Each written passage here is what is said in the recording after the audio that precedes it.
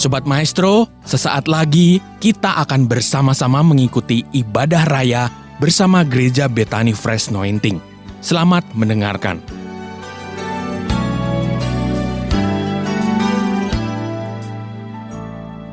Shalom semuanya. Belum semua, shalom. Apa kabar Bapak Ibu Saudara? Sehat, kuat, makmur, panjang umur, awet muda dan amin, puji Tuhan. Ya, memang memang sedang dalam suasana mudik Bapak Ibu Saudara ya. Tetapi semua harus tetap semangat, katakan amin. Hari ini kita akan belajar Bapak Ibu Saudara, bagaimana sebagai orang-orang pilihan Allah, sebagai orang-orang yang telah ditebus oleh darah Yesus, menjadi orang-orang yang menjaga pikiran kita. Bapak Ibu Saudara, pikiran adalah sebuah medan peperangan. Ya. Maka firman Allah menasihatkan kepada kita, jadi semua yang baik, semua yang benar, semua yang suci, sedap didengar dan patut dipuji, dikatakan apa? Pikirkanlah semuanya itu, katakan amin. Ada sebuah perintah Tuhan yang begitu jelas kepada kita, jelas sekali, supaya kita gereja Tuhan hanya memikirkan apa yang baik, apa yang benar, apa yang suci, sedap didengar, patut dipuji. Dikatakan oleh Paulus pada kita, pikirkanlah semua itu. Secara aktif Anda dan saya bertanggung jawab untuk menjaga pikiran kita. Katakan amin. Kita sebagai manusia Bapak Ibu Saudara terdiri atas 3 ya. Tubuh kita, tubuh yang bisa dipegang ya. Bisa dicubit ya, ini ya tubuh kita, betul Bapak Ibu ya.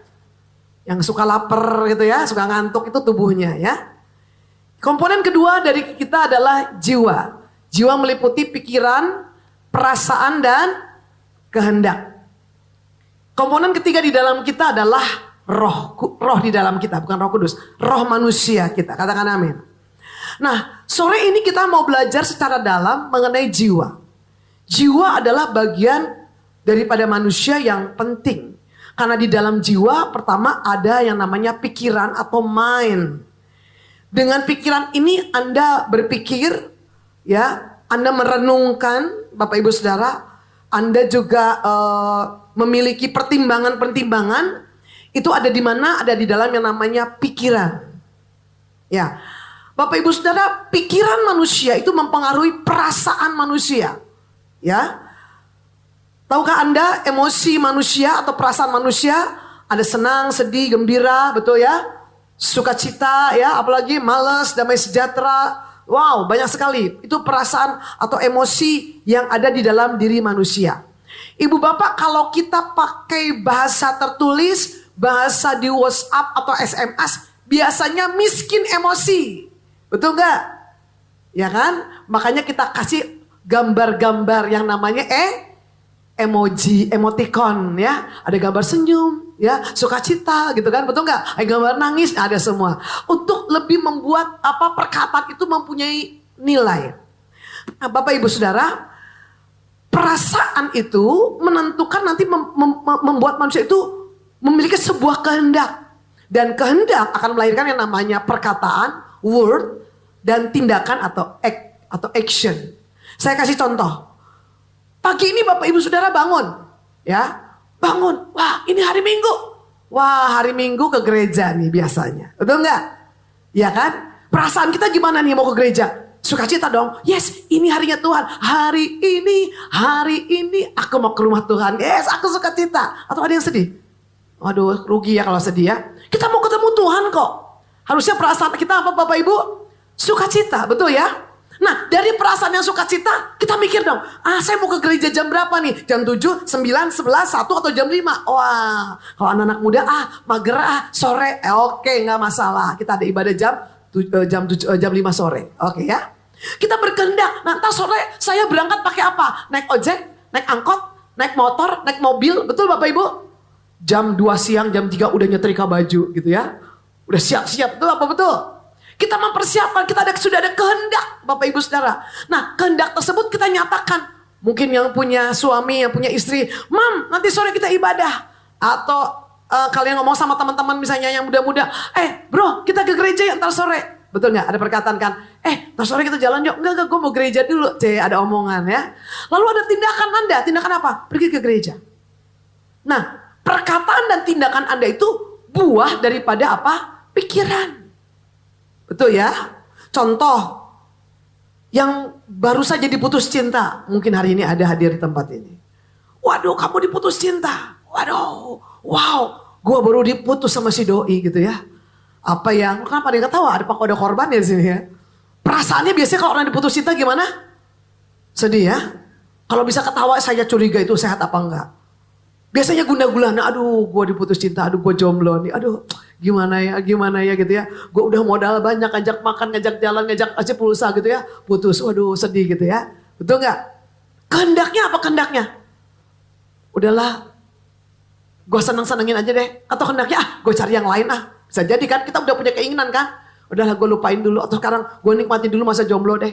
Nah pasti nanti ada tindakannya. Tindakannya apa? Mungkin curhat di mana? Di medsos. Gue baru putus, Ci. Seluruh dunia tahu Anda baru putus. Kenapa ya pengumumannya di medsos ya? Ya, tapi itu boleh-boleh aja lah ya. Atau kita nulis di diary mungkin. Kita nulis di Facebook, kita nulis di status WA kita. Wow, semua orang tahu. Ada tindakannya apa? Tindakannya dulu gak pernah ngumpul sama teman, sekarang ketemu lagi sama teman-teman yang lama. Nah, perkataan dan tindakan itu akarnya adalah dari pikiran Bapak Ibu Saudara. Ya. Pikiran kita sebagai manusia. Nah, mari kita lihat firman Tuhan dari Yesaya 26 ayat 3. Yesaya 26 ayat 3 berkata begini, yang hatinya teguh, kau jagai dengan damai sejahtera, sebab kepadamulah ia percaya.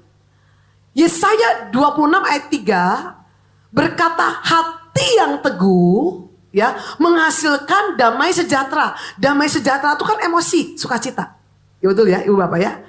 Sukacita itu hasil dari apa? Hati yang teguh. Jadi ada hubungan antara hati yang teguh menghasilkan damai sejahtera. Oke, coba kita mau lihat dalam versi bahasa Inggrisnya. Dalam versi King James Version ada perbedaan penerjemahan, tapi ini mudah-mudahan memperkaya wawasan kita. Karena dalam versi King James Version penerjemahan kata heart memakai kata mind. Whose mind is stay on thee because he trusts in thee. Jadi tidak memakai kata heart, tetapi memakai kata mind. Jadi Bapak Ibu Saudara, Yesaya 26 ayat 3 tadi kita juga bisa baca dengan perkataan yang pikirannya teguh, kau jagai dengan damai sejahtera. Jadi pikiran yang teguh, hasilnya emosinya damai sejahtera. Kalau hatinya tidak teguh, maka emosinya apa? Gundah gulana. Setuju ya? Oke, kita lihat dalam bahasa Ibrani-nya. Dalam bahasa Ibrani-nya Bapak Ibu Saudara, lanjut, kata hati memakai kata yetzer. Yetzer ini artinya adalah mind, pikiran, atau imagination, atau kata lainnya niat, atau apa yang dibentuk. Oke, kita garis bawahi dua arti aja deh, yang artinya mind atau imagination. Jadi dari Yesaya 26 ayat 3 ini kita juga bisa membaca bahwa orang yang teguh niatnya, orang yang teguh imajinasinya akan kau jagai dengan damai sejahtera. Apa itu imajinasi? Pikiran Bapak Ibu Saudara. Bagaimana cara Anda memandang diri Anda? Bagaimana cara Tuhan memandang diri Anda? Apakah Anda bisa melihat diri Anda dari kacamata Tuhan memandang Anda? Amin Bapak Ibu Saudara. Kalau engkau apa yang kau lihat di dalam pikiranmu tentang dirimu, itulah yang akan engkau alami. Kalau engkau melihat dirimu sebagai seorang yang pecundang, engkau orang yang kalah, engkau orang yang nggak punya kemampuan apa-apa, maka itu akan terjadi Bapak Ibu Saudara. Maka kekuatan pikiran manusia itu sangat-sangat penting. Sekali lagi kenapa Tuhan bilang sama kita, semua yang baik, semua yang benar, semua yang patut dipuji, pikirkanlah semua itu. Kenapa? Menang kalah ada di pikiran. Pikiran yang menang menghasilkan kehidupan yang berkemenangan. Pikiran yang kalah menghasilkan kehidupan yang kalah. Katakan amin. Imajinasi yang baik menghasilkan kehidupan yang baik. Imajinasi yang negatif menghasilkan kehidupan yang negatif. Come on, ini bukan pelajaran psikologi Ibu Bapak ya. Ini firman. Justru yang dari dunia ini yang psikolog itu belajar dari firman Tuhan. Kita lihat Amsal 4 ayat 23. Dalam versi terjemahan bahasa Indonesia dikatakan, jagalah hatimu dengan segala kewaspadaan, karena dari situlah terpancar kehidupan. Nah, kata hati di situ lanjut tidak memakai kata yetzer lanjut, tetapi memakai kata leb. Leb di sini lebih mengarah kepada mind, betul, tetapi pemahaman, keinginan, ingatan atau kesadaran. Artinya kita bisa baca Amsal 4:23, jagalah pikiranmu dengan segala kewaspadaan. Karena dari situlah terpancar kehidupan. Oke. Jadi ada sebuah pesan penting dari awal, kita gereja Tuhan harus bisa jaga pikiran. Bapak Ibu, yang bertanggung jawab menjaga pikiran Anda bukan Tuhan, tetapi siapa? Anda sendiri. Oke, kita kasih contoh. Contohnya 2 aja. Yang pertama dari kisah Daud 1-17-45. Kita baca ya. Tetapi Daud berkata kepada orang Filistin itu, engkau mendatangi aku dengan pedang dan tombak dan lembing. Ya. Tetapi aku mendatangi engkau Goliat dengan nama Tuhan semesta alam, Allah segala barisan Israel yang kau tantang itu. Mari kita perhatikan. Daud ada di medan pertempuran, Bapak Ibu Saudara. Semua orang Israel, semua tentara Israel termasuk Saul, apa yang mereka alami? Ketakutan. Tidak ada seorang pun daripada mereka berani menghadapi Goliat. Apa yang mereka lakukan? Mereka ketakutan, mereka sembunyi, Bapak Ibu Saudara. Tetapi perhatikan, ada seorang anak muda, anak remaja yang namanya Daud, yang memiliki pikiran yang lain dibanding dengan tentara yang ada pada saat itu. Dia berani menghadapi Goliat dan berkata, engkau mendatangi aku dengan pedang, tombak dan lembing, itu senjatanya Goliat. Tetapi aku Daud mendatangi engkau, perhatikan, bukan dengan senjata, tapi mendatangi engkau dengan nama Tuhan semesta alam, Allah segala barisan Israel yang kau tantang itu. Nah, bagaimana mungkin seorang Daud bisa memiliki pikiran yang berbeda? Betul Ibu Bapak ya? Betul ya? Dan perhatikan, karena Daud memiliki pikiran yang berbeda, cara berpikir yang berbeda, Daud bisa mengalahkan Goliat. Katakan amin. Kenapa Daud bisa mengalahkan Goliat? Karena dalam pikiran Daud tidak ada pikiran tentang kekalahan. Tidak ada pikiran tentang ketakutan. Halo. Yang dia tahu bahwa Tuhan semesta alam yang dia sembah adalah Tuhan yang luar biasa. Tuhan yang pernah menolong dia waktu dia menghadapi singa dan beruang. Tuhan yang sama akan menyertai dia. Dan Goliat ini tidak lebih besar daripada Allah yang disembah. Pikiran yang dimiliki oleh Daud ini, Bapak Ibu Saudara, membuat dia menang. Jadi letak kemenangan Daud itu pertama di mananya? Pikirannya. Wow, betapa besar dampak orang yang pikirannya itu berbeda dengan orang kebanyakan. Dengar baik. Pikiran kebanyakan orang, kalau banyak orang memikirkan itu, belum tentu itu sesuatu yang benar loh Bapak Ibu. Hanya karena banyak orang memikirkannya dan menyetujuinya, belum tentu itu sebuah kebenaran. Betul apa betul? Betul apa betul? Yes, peristiwa Daud membuktikan kepada kita. Mari kita lihat peristiwa kedua, Yosua dan Kaleb. Bilangan 14:24 berkata, tetapi hambaku Kaleb karena lain jiwa yang ada padanya. Wow, bukan kelainan jiwa ya. Lain jiwa yang ada padanya. Kata jiwa di dalam bilangan 14:24 ini memakai kata ruah atau roh. Tetapi ada beberapa terjemahan tafsiran yang lain juga menyatakan jiwanya adalah pikirannya. Jadi Bapak Ibu Saudara, kita tahu semua Bapak Ibu Saudara, dari 12 pengintai, 10 pengintai berkata negatif, 10 pengintai berkata apa? Wow, ini negeri ini memang bagus, memang subur, tetapi lihat penduduknya besar-besar. Bagaimana cara mereka memandang diri mereka? Kami melihat diri kami seperti apa Bapak Ibu? Seperti apa? Seperti belalang. Imajinasinya, pikirannya mereka, 10 pengintai itu apa? Aku lihat diriku sebagai belalang. Waduh, kalau belalang Bapak Ibu Saudara, gak usah dilawan, udah mati sendiri, betul apa betul? Tapi ketika Kaleb dan Yosua melihat tanah perjanjian itu, apa yang mereka lihat? Betul memang penduduknya besar-besar, betul musuhnya ada, tetapi perhatikan yang menyertai kita lebih besar daripada mereka. Ketika mereka bisa satu frekuensi dengan Tuhan, ketika mereka bisa sepakat dengan Tuhan, ketika mereka bisa berpikir yang lain, kemenangan mereka alami. Sekali lagi, kalau sebuah pemikiran itu dipikirkan oleh banyak orang, belum tentu itu sebuah kebenaran. Ibu bapak, tidak semua berita di handphone kita, tidak semua berita di media sosial itu kebenaran. Betul ya? Betul ya? Bukan karena kebanyakan orang menganutnya lalu Anda berkata itu semua kebenaran. No, belum tentu. Tetapi kalau Anda tahu apa yang Tuhan sediakan buat Anda, niscaya itulah pikiran kemenangan yang akan membawa Anda ke tempat kemenangan demi kemenangan dalam hidup Anda. Kaleb tahu, Yosua tahu apa yang ada di pikiran Tuhan. Daud tahu apa yang ada di pikiran Tuhan dan akibatnya Bapak Ibu Saudara. Pikiran Tuhan itulah yang diterima menjadi pikirannya Daud, pikirannya Yosua, pikirannya Kaleb. Nah lanjut. Maka kita bisa sedikit banyak membuat kesimpulan pertama. Berarti apa yang dipikirkan seseorang, Bapak Ibu Saudara, apa yang diimajinasikan seseorang, itu pasti mempengaruhi emosinya. Apa yang Anda tonton, apa yang Anda baca, itu mempengaruhi emosi Anda. Yang suka nonton drakor, biasanya jiwanya agak mellow-mellow Bapak Ibu Saudara ya. Suka nangis bombay gitu ya. Ada pelaku atau ada di sini ya? Ada pelakunya di sini? Kalau saya nggak suka memang Bapak Ibu Saudara drakor tuh pasti melihat, aduh ceritanya terlalu mellow kalau buat saya. Tapi banyak penggemarnya, yes oke ya. Tiap orang punya selera ya.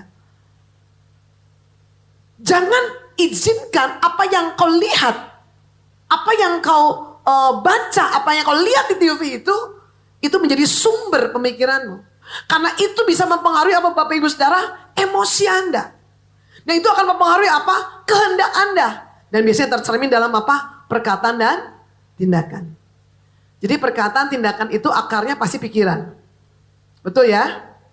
Oke, kita kasih contoh dulu. Hoax itu berita yang negatif, berita yang tidak bisa, nggak ada landasan kebenarannya Bapak Ibu Saudara. Ya, hoax itu bisa mempengaruhi pikiran manusia, betul ya?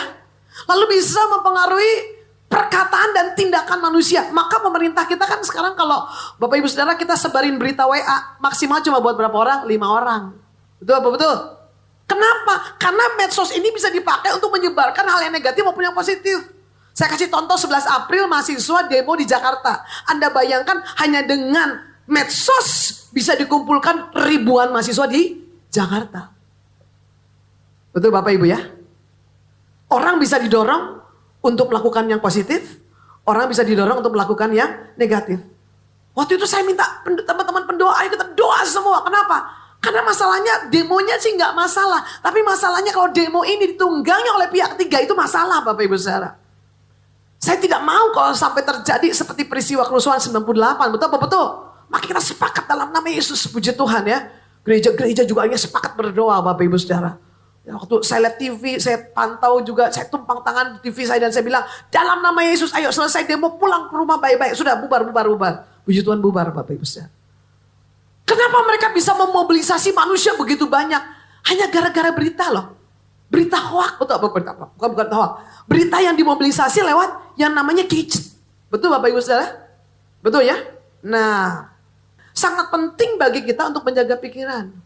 Karena sekali lagi, menang dimulai dari pikiran, kalah dimulai dari pikiran. Oke, kita lihat ayatnya 2 Korintus 10 ayat 4. Karena senjata kami dalam perjuangan bukanlah senjata duniawi, melainkan senjata yang diperlengkapi dengan kuasa Allah yang sanggup untuk meruntuhkan benteng-benteng. Paulus lagi ngomong senjata rohani yang sanggup meruntuhkan benteng. Ini benteng yang dimaksud Paulus bukan benteng Takeshi loh. Ya. Bukan benteng yang dibangun oleh manusia, bukan. Tapi benteng apa? Lihat ayat berikutnya, ayat kelima dikatakan. Kami mematahkan siap siasat orang dan merubuhkan siap kubu yang dibangun oleh keangkuhan manusia untuk menentang pengenalan akan Allah. Yang dimaksud kubu oleh Paulus ini adalah kubu di dalam pikiran manusia. Yaitu apa? Siasat orang, Setiap pikiran yang dibangun oleh keangkuhan manusia untuk menentang pengenalan akan Allah, itu disebut sebagai kubu. Artinya manusia itu bisa punya blocking, bisa punya benteng di mana? Di pikiran. Kalau ada benteng di dalam pikirannya, sulit Bapak Ibu Saudara untuk kebenaran firman Allah menolong dia, menuntun kehidupan dia. Maka setelah Anda dan saya menerima Kristus, Anda perlu yang namanya sebuah pemahaman bahwa Anda dan saya jadikan ciptaan baru di dalam Kristus. Anda harus mengizinkan pikiran Kristus menuntun engkau. Ada transformasi pikiran yang Kristus harus kerjakan di dalam dirimu. Waktu Anda dan saya bertobat terima Yesus, tubuhmu masih tubuhmu yang lama, namamu masih namamu yang lama. Kehidupanmu masih kehidupanmu yang ini. Apa yang Tuhan mau transformasi, ubah dalam dirimu? Nomor satu, pikiranmu harus berubah. Disesuaikan dengan pikiran Kristus. Maka Paulus berkata, kami menawan segala pikiran dan menaklukkannya kepada Kristus. Jadi dengar baik gereja Tuhan. Kalau kita mau menerima kehidupan seperti yang Tuhan sediakan bagi kita, izinkan pikiranmu itu ditaklukkan atau ditawan kepada siapa? Pikirannya Kristus. Lanjut. 1 Korintus 2 ayat 16. Rasul Paulus berkata, sebab siapakah yang mengetahui pikiran Tuhan sehingga ia dapat menasehati dia. Tetapi kami memiliki apa? Wow. Rasul Paulus tuh kasih nasihat yang bagus banget buat kita semua pada sore ini. Kita harus punya pikiran Kristus. Bapak Ibu Saudara, di dalam pikiran Kristus itu yang ada cuma semua yang baik, yang berkenan, yang sempurna, patut dipuji, sedap didengar. Betul ya? Betul ya? Di dalam pikiran Kristus tidak ada rancangan kecelakaan. Maka firman Allah berkata kepada kita, dia memberikan kepadamu, kepada saya, masa depan yang penuh dengan harapan. Yesus datang memberimu hidup dan hidup di dalam segala kelimpahan. Halo, katakan amin. Maka Roma 12 ayat 2 berkata, berubahlah oleh pembaharuan budimu, the way of your thinking. Setelah Anda di dalam Kristus, yang harus berubah adalah cara engkau berpikir. Saya kasih contoh. Pandemi kan udah mau selesai nih, amin Bapak Ibu Saudara ya. Pandemi udah mau selesai, kita imani, amin, sepakat pandemi udah mau selesai. But siapa bisa garansi bahwa pandemi ini akhir segalanya? Pandemi baru mau selesai, Ukraina sama Rusia perang, betul apa betul? Ya kan? Baru pandemi mau turun, rada ngarenghap seetik gitu ya, kita rada lega sedikit kan. Harga minyak naik, betul apa betul? Oh ya anak-anak muda sih gak kerasa harga minyak, mama-mama Anda pasti nangis. Betul apa betul? Saya bingung kenapa Indonesia bisa mahal. Ya kan? Indonesia ini negara rayuan pulau kelapa. Di mana-mana banyak pulau kelapa. Bahkan kebun kelapa sawit di mana-mana. Oh, muka kita juga ngeluarin minyak, betul apa betul? Tapi kenapa harga minyak mahal? Saya harap jemaat BFA nggak ada yang ikut demo atau ikut ngantri minyak goreng ya kemarin ya. Bapak Ibu Saudara, bagaimana kita sebagai anak Allah menghadapi kondisi seperti ini? Saya mau katakan jangan takut. Kenapa? Percaya, Efesus 1 ayat 3, dia telah menganugerahkan padamu berkat surgawi di dalam surga. Jadi kalau harga minyak naik gak masalah. Kenapa? Tuhan kasih kamu berkat untuk kamu bisa beli minyak goreng. Tetapi coba disikapi baik-baik. Kalau sekarang minyak goreng mahal, berarti makanan yang digoreng dikurangi. Mulailah makan yang direbus, dikukus atau dibakar. Kok Anda gak amin sih? Orang Sunda teh hanya pagi makan gorengan. Siang makan, malam makan. Makanya kesehatannya jadi, tuh. Cobalah disikapi dengan hal yang positif. Betul apa betul? Nah ibu bapak, emang kita pikir, oh udah tenang nih. Tidak ada satupun di dunia ini bisa menjadi sandaran hidup kita.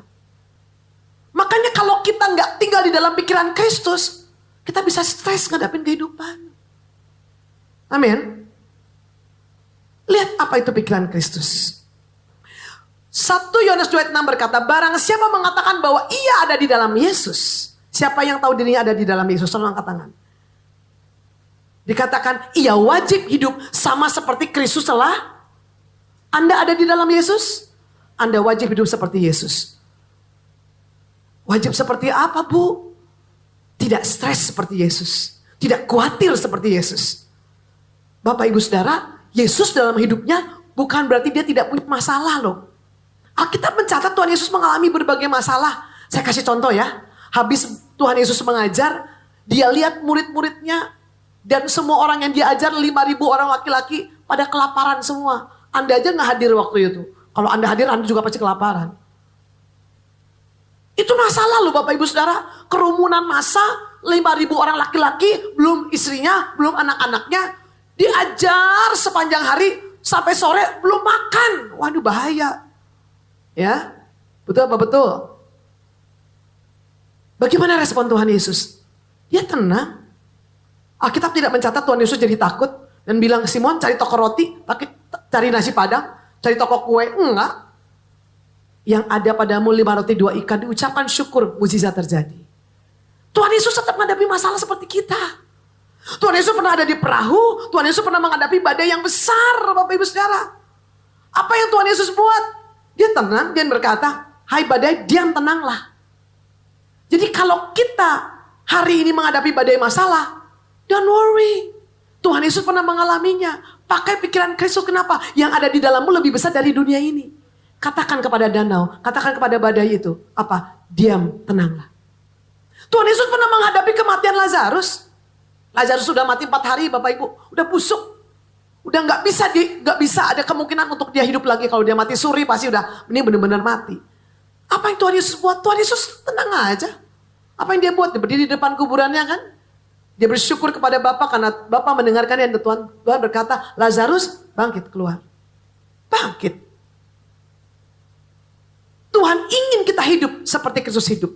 Firman Allah berkata, engkau dan saya adalah umat pemenang. Bahkan lebih daripada pemenang. Maka izinkan pikiran Kristus itu tertanam di dalam pikiran Anda. Lanjut. 1 Korintus 3:21 berkata, karena itu janganlah ada orang yang memegahkan dirinya atas manusia. Sebab segala sesuatu adalah milikmu. Shalom. All things are mine. Bapak Ibu, nyawa aja dia beri loh. Shalom. Nyawa aja dia beri. Apalagi hanya urusan emplok-emplok. Tahu emplok-emplok? Ciaciu. Waduh, Anda gak tahu emplok-emplok ya. Makan minum tuh loh. Apa itu? Makan minum. Nyawa aja dia beri. Apalagi hanya urusan makanan, apalagi hanya urusan jodoh, apalagi hanya urusan masa depan, apalagi hanya urusan rumah yang kau tinggali, apalagi hanya urusan punya anak, gampang buat Tuhan. Tapi bisakah engkau melihat dirimu dari kacamata Tuhan? Bisakah engkau melihat dirimu dari kacamata Tuhan? Bahwa dari kacamata Tuhan engkau adalah orang yang berharga di hadapan Tuhan. Engkau adalah orang yang cintai Tuhan. Engkau adalah anaknya. Dan untuk mula dia telah memberikan putranya yang tunggal. Dia telah menaruh engkau di dalam jalan kemenangannya. Dia menjadikan engkau umat pemenang bahkan lebih daripada pemenang. Bisakah Anda melihat bahwa Anda adalah orang seperti itu? Shalom. Bisakah Anda melihatnya? Bisakah Anda melihatnya? Karena selama Anda tidak bisa melihatnya, saya mau katakan Anda tidak akan bisa menerimanya. Tapi yang kau lihat, aduh gua cuma lulusan S1 atau SMA, aduh masa depan gua suram. Yang kau lihat, aduh cari kerja susah, aduh banting tulang cari duit, waduh susah. Apa yang kau ciptakan di dalam pikiran itu, itulah yang terjadi dalam hidup Bapak Ibu Saudara. Sekali lagi firman Allah berkata kepada kita, semua yang baik, semua yang benar, semua yang suci, sedap didengar, patut dipuji. Alkitab berkata apa? Pikirkanlah. Coba ambil waktu setengah menit. Pikirkan hidupmu yang baik, masa depanmu. Wow, kamu sehat, umur panjang, awet muda, diberkati, berkelimpahan. Wow, wow, shalom, shalom. Katakan amin. Nah, maka pertanyaannya bagaimana cara kita menjaga pikiran? Enggak sulit. Lihat nasihat firman Tuhan Yosua 1 ayat 8. Janganlah engkau lupa memperkatakan kitab Taurat ini, tapi renungkanlah itu kapan? Siang dan malam. Day and night, night and day. Day and night, night and day. Bukan berarti 2 kali sehari. Bukan night and day, day and night. Itu artinya terus menerus. Pikiran Allah, kehendak Allah, firman itu ada di dalam pikiran Bapak Ibu Saudara dan saya. Dikatakan ketika engkau menaruh pikiran Allah di dalam pikiranmu, engkau akan merasa seperti Allah merasa. Engkau akan berkehendak seperti Allah berkehendak. Engkau akan bertindak seperti Allah bertindak. Engkau akan berkata-kata seperti Allah berkata-kata. Alkitab berkata waktu engkau renungkan firman itu siang dan malam Yosua, kamu akan bertindak hati-hati sesuai dengan semua yang terus di dalamnya. Dengan demikian perjalananmu akan berhasil dan engkau akan beruntung. Good success. Jadi tugas kita setelah pulang dari gereja ini, kita sebagai anak Tuhan harus punya kehidupan yang merenung firman ya. Setiap pagi harus baca Alkitab ya. Kok amin sedikit ya. Setiap hari harus baca Alkitab ya. Izinkan pikiran Allah itu mengisi pikiranmu. Izinkan perkataan Allah itu mengisi pikiranmu. Kau satu frekuensi dengan Tuhan. Sehingga caramu memandang seperti Tuhan memandang. Tidak ada Goliat yang bisa menghalangi engkau. Ketika kau lihat Goliat, kau tidak lihat badan yang tingginya hampir 3 meter. Tapi kau lihat, ini mah gak ada apa-apa yang dibanding Tuhanku. Yes, betul. Renungkan firman siang dan malam. Ayat terakhir, katakan puji Tuhan. Udah mau selesai. Dengan apakah seorang muda mempertahankan kelakuannya bersih? Alkitab berkata, menjaga sesuai dengan firman. Bagaimana orang muda mempertahankan kelakuannya bersih? Alkitab berkata, jaga sesuai dengan firman. Gimana caranya Bu? Baca firman. Nggak ada yang lebih baik selain firman buat kita. Karena firman yang mengisi pikiran, firman akan mengubah emosi. Kalau pikiranmu positif, emosimu positif. Kehendakmu positif. Betul ya? Lalu tindakanmu pasti positif. Perkataan positif. Ini cara kerja firman. Cara kerja firman beda dengan motivator Bapak Ibu Saudara.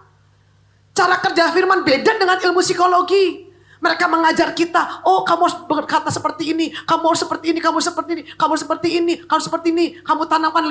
No, kalau kita diubah dari dalam, keluar. Lewat apa? Firman yang tertanam dalam diri kita. Saya mau tantang Anda. Kalau Anda mau jadi orang sukses, renungkan firman itu siang dan malam. Hari ini tantangan kita, gereja Tuhan adalah, karena begitu banyak saingan, begitu banyak kesibukan, begitu banyak hal yang membuat hati kita, mata kita tidak tertuju kepada firman Allah. Tapi saya mau katakan jemaat gereja BFA, please jadikan firman itu tumpuan hidupmu. Jadikan firman itu sumber kebenaran di dalam hidupmu. Saya mau katakan bahwa firman itu punya kuasa, punya power yang luar biasa, bahkan lebih nyata daripada hidup kita itu sendiri. Bagaimana seorang muda mempertahankan kelakuannya bersih? Kelakuan yang bersih dihasilkan dari kehidupan yang penuh dengan firman Tuhan. Tidak ada yang lebih baik selain dari firman Tuhan. Oke, saya mau simpulkan. Firman Allah berkata, masa depanmu penuh dengan harapan. Yesus datang memberimu hidup dan hidup di dalam segala kelimpahan. Itulah yang ada di dalam pikirannya Tuhan. Tidak pernah ada rancangan kecelakaan di dalam pikiran Tuhan tentang Anda. Come on. Terima pikiran itu dan taruh di dalam pikiranmu. Jadi nanti sampai rumah, ya ibu bapak shalom. Jangan pikirin kecelakaan. Jangan mikirin besok susah. Pikir, wah besok aku akan melakukan hal dahsyat. Wow, yang kuliah, bentar lulus, dapat kerjaan, gue sukses. Gue akan gini. Aku akan setia melayani Tuhan. Wow, aku yang masih yang cowok-cowok, aku dapat istri yang cantik, yang takut Tuhan. Aku akan membangun rumah tangga yang takut Tuhan, aku melayani Tuhan. Yes, keren banget. Gitu dong, betul gak? Betul ya? Yang perempuan, oh aku tak dapat suami yang takut Tuhan, cinta Tuhan. Yes, aku hidupnya berbahagia. Aku melayani Tuhan bersama dengan suamiku. Pikirkan itu. Dan jangan beri tempat sedikit pun kepada pikiran negatif. Waktu itu kau pikirkan, saya yakin kalau yang kau pikirkan yang baik. Emosinya gimana? Baik toh?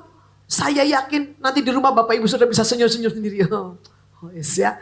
Nanti kalau Kak Sari lagi senyum-senyum sendiri, Pak Eka jangan itu. Kenapa senyum sendiri? Lagi membayangkan, aku jalan-jalan kemana? Ke Himalaya. Nah itu. Lagi jalan-jalan kemana? Ke Raja Ampat. Masih banyak tempat yang belum didatengin kan? Pikirkan itu. Halo. Come on. Ya, Tri kalau nanti Kak Helena senyum-senyum sendiri. Jangan diganggu, kenapa dia lagi memikirkan. Oh, dapat jodoh yang takut akan Tuhan. Aku akan jadi ibu gembala di Maumere. Nah, Yes, come on. Saya mau nanya, berimajinasi bayar nggak? Ya, nggak bayar. Nonton Dr. Strange bayar nggak? Ya, yang bayar Anda mau, yang nggak bayar, yang pasti nggak mau. Ini pasti loh, pikirkan yang baik. Karena Tuhan ingin Anda punya yang pikiran yang baik. Sama seperti seorang bapak. Waktu anaknya bilang, Papa nanti aku besar mau jadi pilot. Pipi alot, salah pilot betulan. Lalu sama bapaknya dibeliin apa? Kapal-kapalan, betul kan? Wah, gitu kan? Dibeliin apa? Seragaman pilot. Saya pernah lihat di bandara kaos ada dasi-dasian, padahal itu sablonan di sininya. Dibeliin topi-topian. Senang gak orang tuanya? Senang. Nah, punya mimpi yang sebesar-besarnya. Aku bapakmu akan mau membantu kamu mewujudkannya, ya kan? Kita punya bapak yang luar biasa. Bapak yang baik, nggak pernah dia bilang, hei kamu punya mimpi kebesaran, tahu nggak? Nggak pernah. Bahkan seorang tukang beca pun dia tidak mau anaknya jadi tukang beca lagi. Dia mau anaknya nasibnya harus lebih besar dan nasibnya harus lebih baik dari dia. Saya pernah baca sebuah kisah seorang tukang beca dengan bangga mengantarkan anaknya wisuda, Bapak Ibu. Anaknya wisuda diantar naik beca, bangga loh. Sampai kampus ganti baju, nama kamu bias. Keringetan maksudnya habis. Tapi dia tidak malu membawa beca itu ke kampus anaknya. Kenapa? Aku bangga seorang tukang beca. Aku tukang beca sanggup menyokongkan anakku sampai sarjana. Terlebih Bapamu di surga yang selalu menginginkan engkau jadi yang terbaik dalam hidupmu. So jangan batasi Tuhan. Jangan batasi Tuhan dengan aku cuma sekolahnya SMA Tuhan. Hei, Bapamu itu luar biasa. Dia sanggup membuka kesempatan demi kesempatan bagimu. Asal engkau mau mengizinkan dirimu sepakat dengan dia. Come on. Ayo pikirkan dong. Bu Mega ayo mikir. Anak saya nanti cucu saya. Orang perkasa di muka bumi. Jadi hamba Tuhan dipakai data. Wah perintahkan izin di mana-mana gitu dong Bu ya. Nggak ada yang mustahil. Yes come on. Halo. Halo. Pikirkan itu. Aku pasti sukses bersama Tuhan. Aku punya Bapak yang tahu hidupku. Bapakku di dunia aja memikirkan yang baik. Apalagi Bapakku di surga. Come on. Pikirkan itu. Pikirkan itu. Kehendaknya diubah seperti kehendak Allah. Tercermin dalam perkataan dan tindakan. Maka di gereja ini kalau Anda ditanya bagaimana kabarnya semuanya? Sehat, kuat, makmur, panjang umur. Awet muda. Dan berkati Tuhan. Itu yang akan terjadi. Serahkan pikiranmu kepada Kristus. Firman itu tidak mungkin gagal. Tundukkan kepala kita di hadapan Tuhan. Mari. Lord, I give you my heart. I give you my soul. I live for you alone. And every breath that I take, in every moment I'm away. Lord, have your sing. Lord, I give you my heart, my life, my soul. I live for your love, your purpose, Lord, in my life.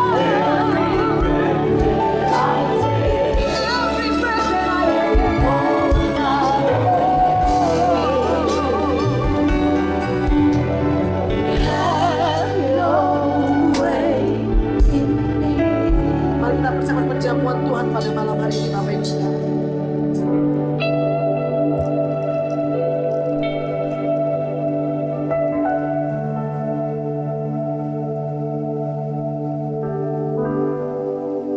Pengorbanannya di atas kayu salib tidak akan sia-sia bagi kita. Tubuhnya terpecah-pecah di atas kayu salib Golgota. Supaya hidup kita yang harusnya hancur karena dosa menjadi utuh sempurna dan tidak kurang satu apapun. Yesus rela menukar kemuliaannya, kesehatannya, supaya Anda dan saya hidup di dalam kemuliaan, kesehatan, kesembuhan, kesuksesan seumur hidupmu. Apakah engkau percaya engkau angkat dengan tangan kananmu adalah tubuh Yesus? Ambil dan makan dengan ucapan syukur dan rasa hormat. Di dalam nama Yesus.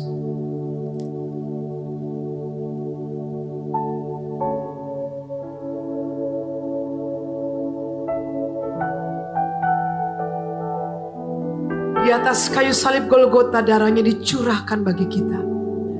Darah yang menghapus semua dosamu. Engkau berhak diberkati. Kau berhak menerima kelimpahan. Kau berhak hidup sehat. Bukan karena usahamu. Tapi karena Yesus. Tapi karena Yesus yang telah mati buat kita. Apakah Bapak Ibu Saudara percaya kau katakan tangan kananmu adalah darah Yesus? Ambil dan terima dengan ucapan syukur dan rasa hormat. Di dalam nama Yesus. Terima kasih Tuhan, mari bersyukur. Terima kasih Bapa. I give you my heart, give you my soul. I live for you alone. With every breath that I take, in every moment I'm away. Oh, I live for you, Lord. Have your way, have your way, have your way.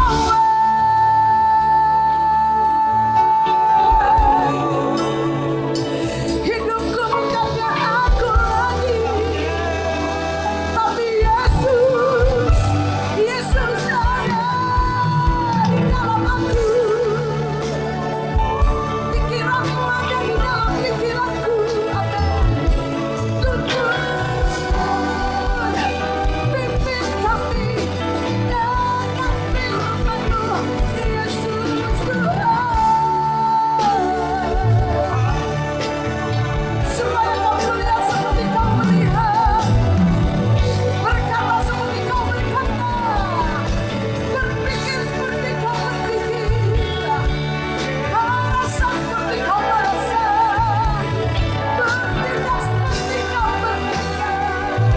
Yesus, firman-Mu, firman-Mu kesukaanku Tuhan, ku renungkan siang dan malam. Firman-Mu jaga kami, firman-Mu berkuasa, firman-Mu terjadi dalam hidupku.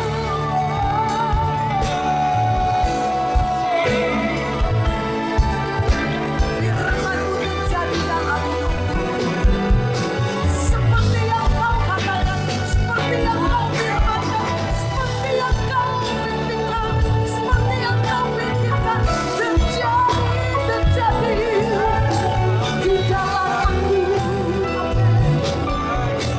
di dalam aku, di dalam aku, Tuhan.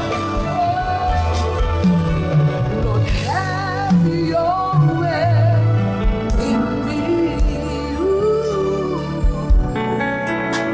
Lord, have your way in me.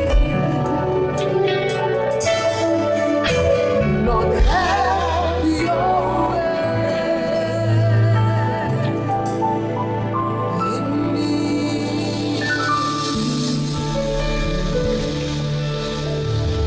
Firman-Mu kebenaran yang dimeteraikan di dalam hati kami. Firman-Mu yang membawa hidup kami terus meningkat. Firman-Mu yang membawa kami from glory to glory. Maka pikiran kami, hati kami terbuka untuk Tuhan dan firman-Mu.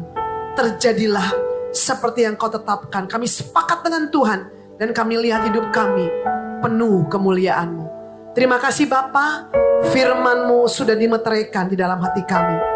Dan saatnya sore ini kami mau membawa persembahan syukur kami, ucapan syukur kami, persembahan persepuluhan kami.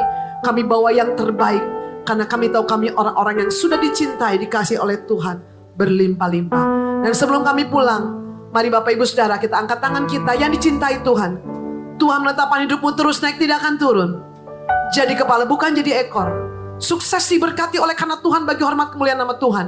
Umur panjang ada di tangan kananmu. Kekayaan kehormatan ada di tangan kirimu. Hikmat Tuhan, berkat Tuhan ada di atas kepalamu. Dan janji Tuhan, apapun yang kau kerjakan dengan tanganmu, Tuhan menjadikannya berhasil dan beruntung. Kebajikan, kemurahan belakang mengikutimu sekarang selama-lamanya. Bahkan dengan tubuh yang sehat dan umur yang panjang, engkau berserta sisi keluargamu, setia beribadah kepada Tuhan dan melayani Tuhan Yesus, Tuhan yang besar, sekarang selama-lamanya.